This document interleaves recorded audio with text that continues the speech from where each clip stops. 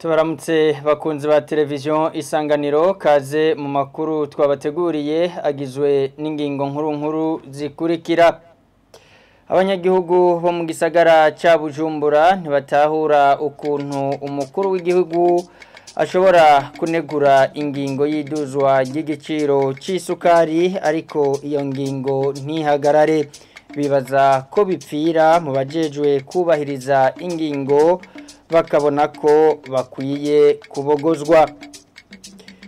Amatongo yaze hamwe kandi n'iduga ry'ibiciro by'ivyankenerwa ku masoko ni bimwe mu bituma imiryango imwe idashobora gufungura neza. Bivugwa n'umukenyezi yemeza ko abana biwe bafungura rimwe ku munsi mbere yo vyanse burundu bakanaburara, ariko umuhinga mu bijanye n'ingaburo ibereye ahanura abantu cyane abarundi kugerageza gufungura ibikwije ingaburo zose. Ni mu gihe kuri uno wa 16 Gitugutu ari umunsi wahariwe gufungura neza. Murabikurikira mwido nido ni mukanya twongera kubaramutsa tubaha ikaze.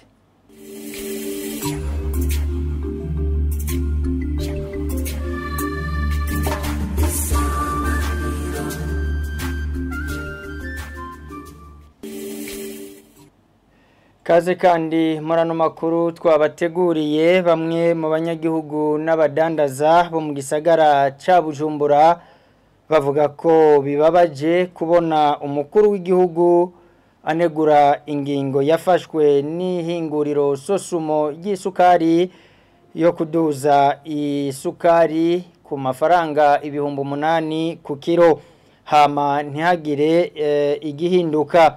Bibaza ko kutubahiriza ivyavuzwe n'umukuru w'igihugu bigoye gusigura kuko vyose ngo bihagararira mu bafata ingingo mu nzego. Babona ko hari hakwiye guhindurwa abatubahiriza ivyo vyavumerewe n'umukuru w'igihugu kandi bagaha uburenganzira abantu benshi kuzana isukari kugira ngo abayikeneye bayironke. Tubakurikira. Mu gihugu yaragaye iyo ngingo yo kuduza isukari hama Sosumo ntagire ikintu na kimwe ihindura. Je muna yuko abatwara Sosumo batakwirikije iteko ry'umukuru w'igihugu kuva aho yabivuze nta kintu kimwe kigeze gihinduka. Yagumye kora ayo mahera nyene wimire naho nyene n'ahantu hamwe hari aho usanga heje ikuri wimire isenkesa canke ugasanga ararenga.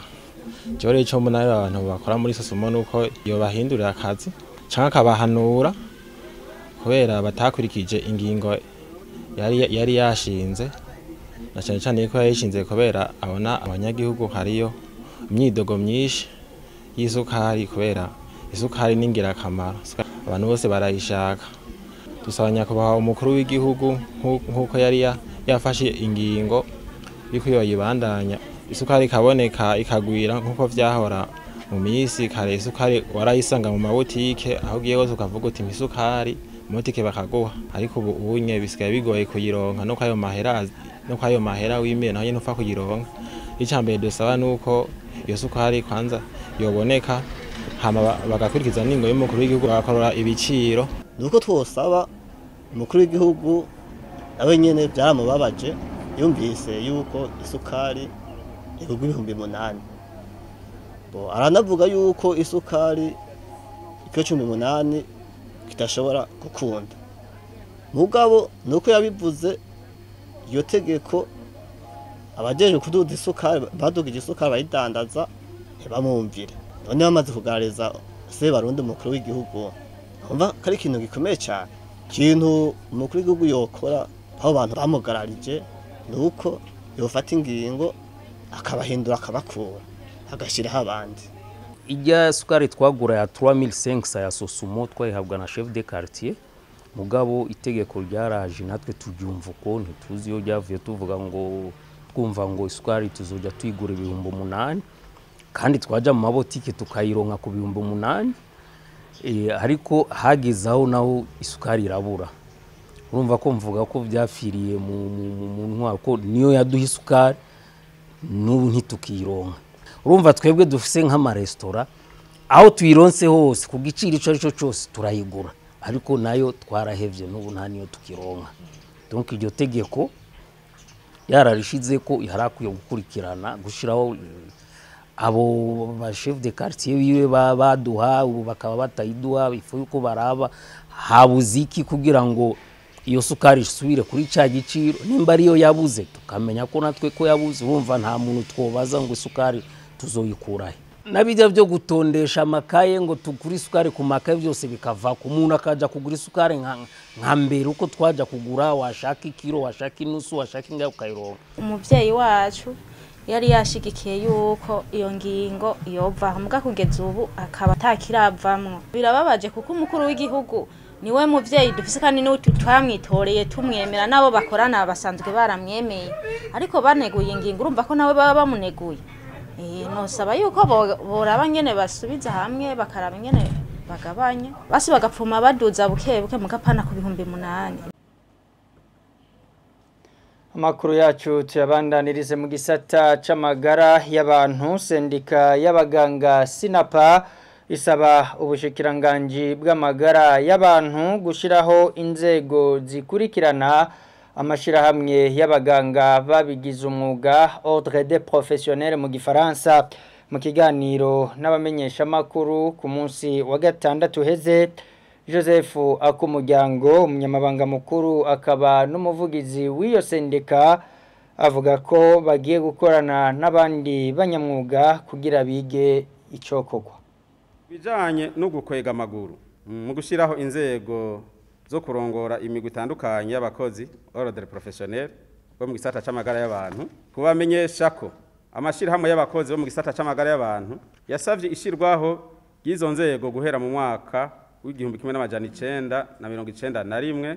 Inyuma y'imyaka 33 tuguma twibutsa, leta yarashoboye gushiraho amategeko abiri, igenekerezo rya 16/0 umwaka wa 2024, rimwe rishiraho umugwi w'abavuzi n'abakirizi bo mu Burundi wa ISAF, hamwe n'umugwi abandi bakozi bo mu gisata c'amagara y'abantu bakora buzuzanya nabo bandi opasbu. Muri iyo ntumbere yo gushiraho inzego z'iyo migwi ibiri y'abakozi bo mu gisata c'amagara y'abantu, umugwi ushinzwe gutegura ibikorwa byo gusigura uko iyo migwi izoba itunganijwe nuko izokora warashizweho igenekerezo rya 20 kwezi kwa gatatu umwaka wa 2024. Uwo mugwi ariko nta na kimwe urakora kandi ari wo wari gutanga intumbero y'ibikorwa imbere yo guhamagara inama za bose kugira zishireho inzego.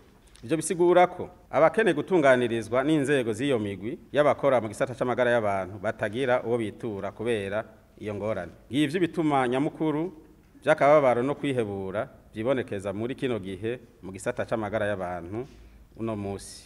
Nuko ibintu vyifashe bituma haba makenga mu gushika kwihangiro gimbona kazoza Uburundi bwifashe mu mwaka wa 2040, Uburundi buteye imbere mu mwaka wa 2060 mu bijanye n'amagara y'abantu, mu gihe hatoba utwigo tuboneka mu gutorera umuti ingorane zashizwa habona n'abakozi bo mu gisata c'amagara y'abantu. Sendika Sinapa igamije kuvugana n'indongozi z'amashirahamwe y'abakozi bo mu gisata c'amagara y'abantu kugira baringaniza ishirwaho ry'inzego z'imirwi y'abakozi batandukanye bo mu gisata c'amagara y'abantu, ordre professionnel mu maguru masha.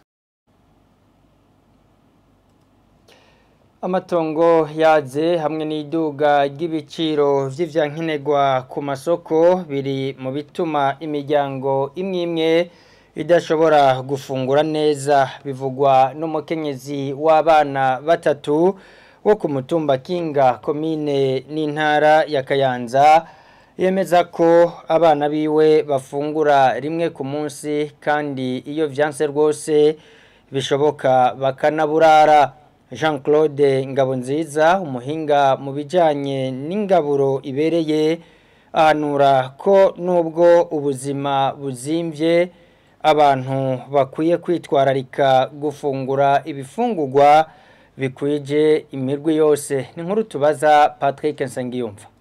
Niyo nkuru janini uwo mukenyezi w'umupfakazi w'imyaka 37 twamusanze kumuhana iwe ku musozi wa Kinga komine n'intara ya Kayanza ariko araharura ibijumbu kugira ngo akinjikira abana biwe batatu yavuga ko bari mu mashure amenyesha ko bitoroshe gufungurira abo bana biwe ngo kuko atanaho kurima hakuye afise. Nk'abarose barafungura baboze bakaguma muzirafungurira rimwe bibonetse naho nyene baboza naho turashwihangana arihangana hagenda mu mihana arigiye babaha batabahaye naho bagataha kinye yabari tombora ku munsi bashaka gufungura ku munsi biro bibiri sahita ikiro mwijoro ikiro c'ubugari c'umuceri nuko nyene bane bafungura kabisa babayeho nabi cane ndose akanuso k'ifunjumba akanuso k'ifu nyene nkaderenga ya nyene bijumbo navyo ndose dukenye ndabagira uko nyene bingana nyene bagasabikanya bibiri bakanywa amazi naho bise ndabirima kanu nyene gatoye kajamo nk'ibiro bibiri vy'ibigori ikiro c'ibiharage gutyo na n'umutaye yo gukotesha akindi avuga ngo nuko niyo aciyingera karonka utwasumisha ngo ku isoko bizimvye aheza karonka intica nikize bigatuma adashobora gufungurira neza abo bana biwe. Narose dufaranga dukenye nyenda bisuma uko biri nkahenda nyene bizimbutse ngo turengarenga utomate hamwe gapfa ko bitanga bakabona burakeye. Niyo nkuru janini uwo mukenyezi w'umupfakazi amenyesha ko no kwishure abo bana biwe batakurikirana ivyigwa neza kubera hari aho barari inzara bakayirirwa agasaba bagira neza babishoboye kumufasha ngo aronka gatahe arondere ashobore gufungurira neza ivyo bibondo vyiwe. Kari bigenda neza biga byanka nyene ko wakora munda